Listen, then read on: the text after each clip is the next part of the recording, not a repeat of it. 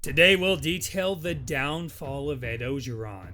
We'll uncover the destruction of a national champion, including the wild details behind how Orgeron lost his locker room and the real reasons behind his firing. As always, be sure to check out our sponsor, The Coldest Water. Use code CHATS for 10% off. 21 months ago, Ed Orgeron raised a 35-pound gold trophy, crowning LSU as national champions for the first time in 12 years. Alongside him was Heisman-winning quarterback Joe Burrow. Together, they had just completed one of the greatest college football seasons in history. Orgeron had been running the program for just 3 years, going back to 2016 when he took over for Les Miles, another coach who had previously led LSU to the promised land. Like with any national champion, LSU had to be prepared to restock. Players leave for the NFL, finally able to seize the opportunity to make money, and with LSU tying the record for the most drafted players that year, things were about to get a whole lot harder.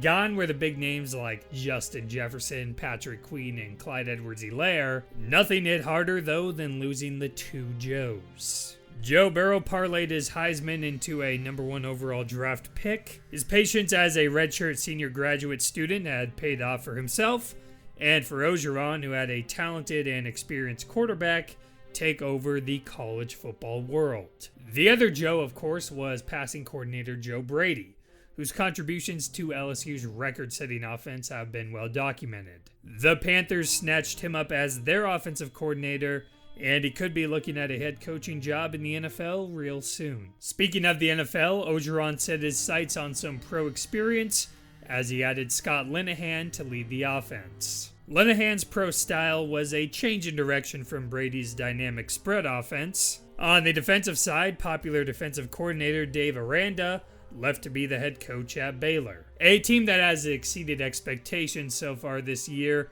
and is now ranked higher than LSU, who actually isn't ranked at all. Aranda's replacement was none other than Bo Pelini, the defensive coordinator for LSU's 2007 championship team. This move was seen as a bit of a gamble, as Pelini had lackluster results since '07. And with the change in SEC offenses over the last decade plus, it was fair to question the hiring, especially when Orgeron apparently didn't even bother interviewing him.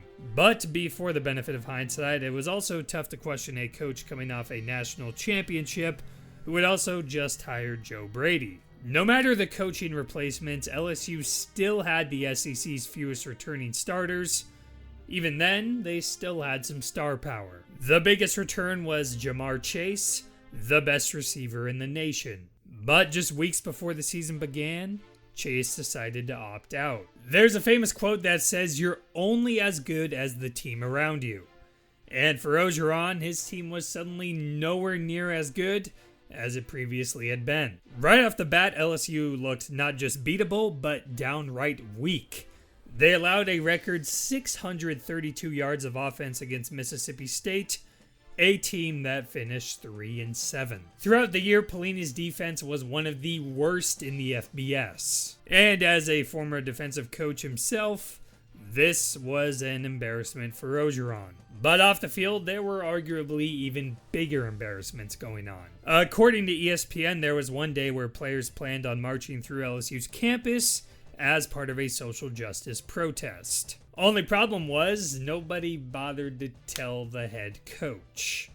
Orgeron was preparing for a practice, only to find no players showing up. Without experienced leaders like Burrow, there seemed to be a leadership hole in the program. It was up to the coach to find players who could fill that gap, or he was going to have to step up himself. In the end, it seemed like neither option was ever fulfilled. In fact, it seemed Orgeron's leadership diminished throughout the year. One LSU source told The Athletic that after a public divorce with his wife, meeting new women became a priority too high on the totem pole. It was noticeable that football wasn't his entire focus like it had been in years past, and it became a distraction. As the losses continued, Orgeron would throw chairs and curse out players, and when you consider all the nonsense off the field, It's really no wonder Orgeron lost the respect of the team. And it didn't take long for him to lose the respect of LSU administrators. The Athletic detailed this story.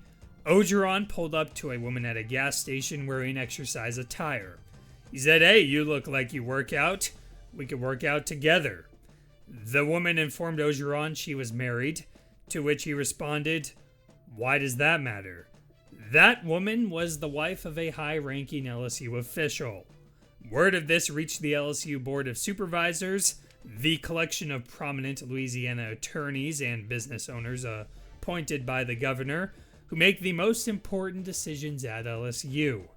And of course, it reached LSU Athletic Director Scott Woodward. When you throw in a Title IX scandal on top of that, it seemed this football program was going down the toilet. The school also announced self-imposed penalties in December 2020 after uncovered booster payments. And it seems the 2021 season was a final Hail Mary of sorts for Orgeron to make things right after the team finished 5-5 in 2020. Out goes Linehan and Pelini, and in comes Jake Peets and Durante Jones, two coordinators who trend younger, but also come with less experience. These coaching additions couldn't have been any more different than the 2020 choices, and I guess you can't blame Orgeron for wanting to try the polar opposite of what resulted in a disastrous season. Still, with LSU unable to show the resemblance of its 2019 magic, the leash on Orgeron couldn't get any shorter. There have been some injuries and still some improvements over 2020,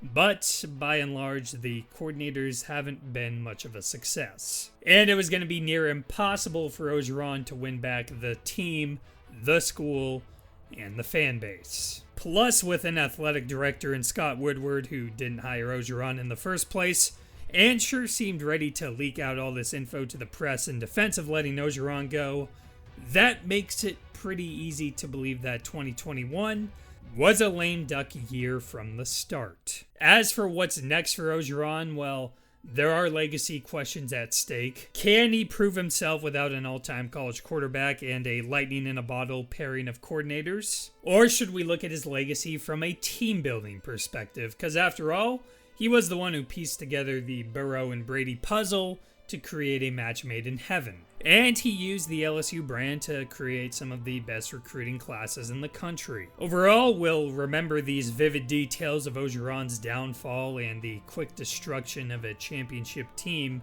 but it's better to be a one-hit wonder than to have no hits at all, especially when you consider that the vast majority of this industry never even sniffs that gold trophy. So that magical season will remain in the history books forever, and those who live to see it will remember it by a coach's Cajun rally cry, "Go Tigers!"